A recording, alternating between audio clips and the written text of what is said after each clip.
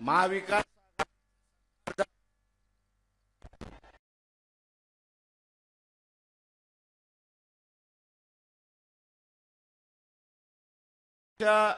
ओलांडली, 2 वर्ष ओलांडली, तरीही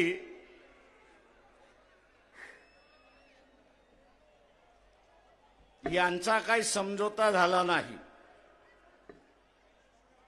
काँग्रेस, राष्ट्रवादी, शिवसेना 2 वर्ष झाली, पण स्वतःमध्ये 48 जागा वाटून घेता येत नाही अशी असणारी परिस्थिती आहे। मला राहून राहून शंका येते की यांना खरंच मोदीला हरवायचं आहे का आणि बीजेपीला हरवायचं आहे का, हा त्याच्यातला असणारा प्रश्न आहे।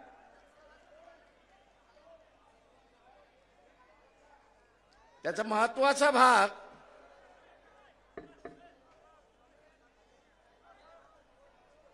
ते आता म्हणतात आम्ही वंचितला 2 जागा देतो।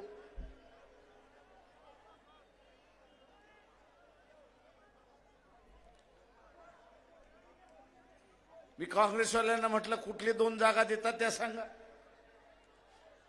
ते म्हटले प्रकाशराव आमचाच वाटप झालं नाही तर तुम्हाला कुठून 2 देणार।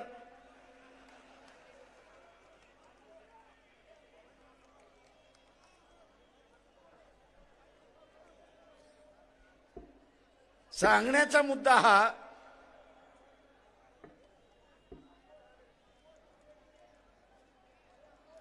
की यांना युती करायची नाही म्हणून कोणतरी बळीचा बकरा पाहिजे।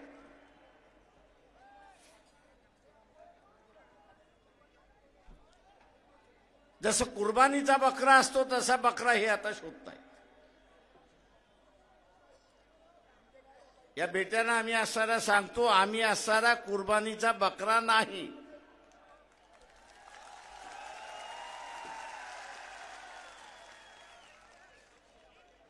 पहिल्यांदा तुम्ही असणारा तुमच्यामधल्या जागा वाटून घ्या। आम्हाला ज्या जागा पाहिजे ज्याच्याकडे गेल्यात त्याच्याबरोबर बोलून आम्ही वाटाघाटी करू। आणि नाही करणार असेल तर 48च्या 48 जागा आम्ही लढवायला बसलेलो।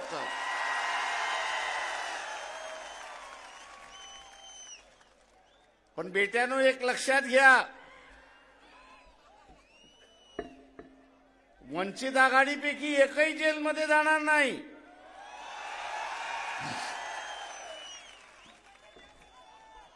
जेलमध्ये सोनिया गांधी पासून इतर जण जाणार आहेत। यांना म्हणालो मोदी वाघ म्हटला तरी खातोय आणि वाघोबा म्हटला तरी खातोय, मग 2 हात करायला भीताय कशासाठी? 2 हात करायला भीताय कशासाठी? वाघ म्हटला तरी खातोय, वाघोबा म्हटला तरी खातोय।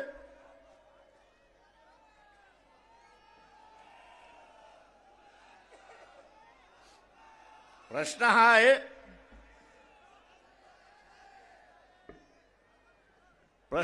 आहे,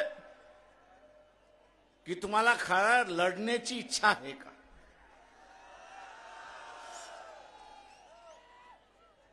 काँग्रेसवाल्यांना विचारतो तुम्हाला हरवण्याची इच्छा आहे का? मग 4 जागा कमी मिळाल्या आणि 4 जागा जास्ती मिळाल्या, फरक काय पडतोय?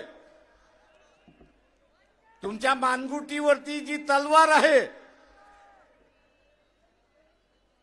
कारवाईची तलवार आहे, अटक होण्याची जी तलवार आहे, एकत्र लढलात तर ती तलवार उडवू शकता।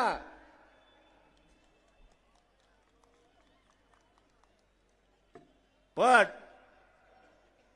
भिवून लढायला लागलात तर ती तलवार तुमच्या मानेवरती पडल्याशिवाय राहणार नाही, हे लक्षात घ्या।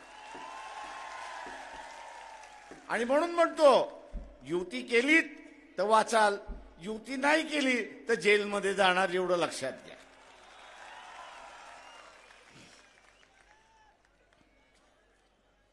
आरएसएस बीजेपीचा एक फंडा आहे। धैर्यवान फुंडकर इथे बसलेले आहेत. मध्यंतरी मोहन भागवत अकोल्याला आले होते. धैर्यवान फुंडकर यांना म्हणालो की पोलिसांना सांगा की आम्हाला असणारा निवेदन द्यायचं आहे. मोहन भागवत यांना निवेदन द्यायचं आहे. पोलिसांनी निरोप पोचवला. त्यांची भेटही झाली. ते म्हटले RSS मध्ये निवेदन घेण्याची पद्धतच नाही. अरे कोणाची समस्या असेल तर तो निवेदन देईल, कोणाला काय मांडायचं असेल तर ते निवेदन देईल. ते हे एवढे हिटलर आहेत,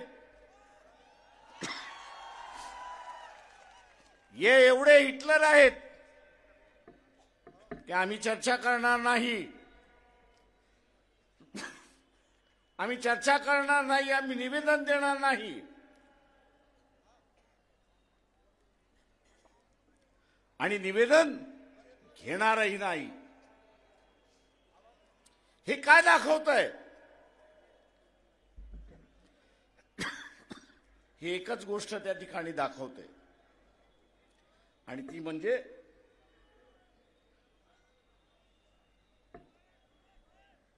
एक कलमी कार्यक्रम, हुकुमशहाचा कार्यक्रम. एक पक्षच या ठिकाणी चालेल, दुसरा पक्ष चालणार नाही. आणि म्हणून इथल्या असणाऱ्या विरोधी पक्षानं सांगितलं इलेक्शन होईपर्यंत तुम्ही त्याच्याशी बोलू शकता, समझोता करू शकता. अरे बाबा आम्ही तुला पाहिजे तसं करतो, तू आम्हाला टाकू नको. पण लोकसभेचं निवडणूक झाल्यानंतर, नरेंद्र मोदी सत्तेवरती बसल्यानंतर तुम्ही काय त्याच्याशी बोलणार? त्याला असताना एकच पक्ष पाहिजे, उरलेले सगळे संपले पाहिजेत. आणि उरलेले सगळे संपले पाहिजेत असं धोरण घ्यायचं असेल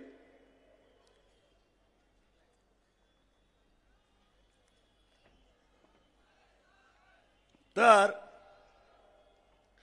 उरलेल्या सगळ्यांना संपवणं ही त्याची गरज आहे.